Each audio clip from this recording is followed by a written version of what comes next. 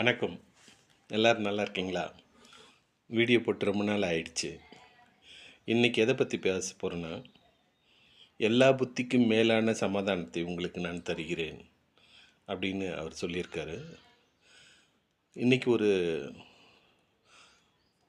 இன்சிடெண்ட்டை பார்த்தேன். என்னென்னா, இந்து மத கோயில்கிட்ட அவங்க வழிபடுற கடவுளுங்களையே இந்த ஃபோட்டோ ஃப்ரேமோடு கொண்டு வந்து அந்த ஓரமாக வச்சுருவாங்க. அவங்க வீட்டில் நிறையா இருக்கிறது, இல்லை பழசு அந்த மாதிரிலாம். அதெல்லாம் நம்ம நிறைய தடவை பார்த்துருப்போம். ஆனால் இன்றைக்கி நான் பார்த்த காட்சி எப்படி இருந்ததுன்னா, அந்த மாதிரி தேவையில்லைன்னு வச்சுருந்த அந்த ஃபோட்டோ எரிஞ்சிட்டு இருந்தது. ஒரு 2-3 ஃபோட்டோலாம் எரிஞ்சிட்டு இருந்தது.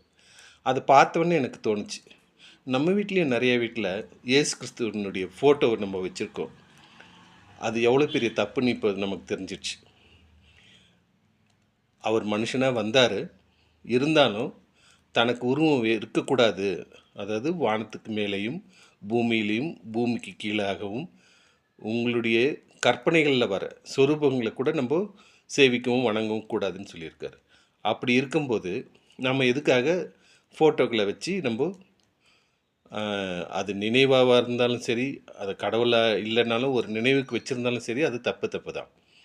ஏன்னா அதில் நம்மளுடைய சமாதானம் போயிடக்கூடாது. அந்த ஃபோட்டோ ஃப்ரேம் கீழே விழுந்துடலாம். அதில் ஒரு நமக்கு சகுனம் சரியில்லைன்னு நினச்சிருவோம். அது மாதிரிலாம் எதுவும் வரக்கூடாது.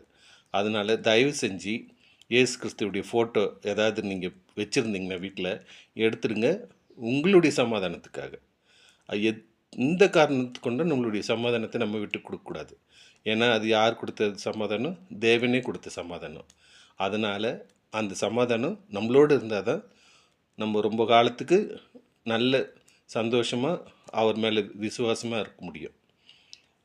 இன்னொரு பதிவில் நம்ம அடுத்த காரியத்தை பற்றி நம்ம பார்க்கலாம். நன்றி, வணக்கம்.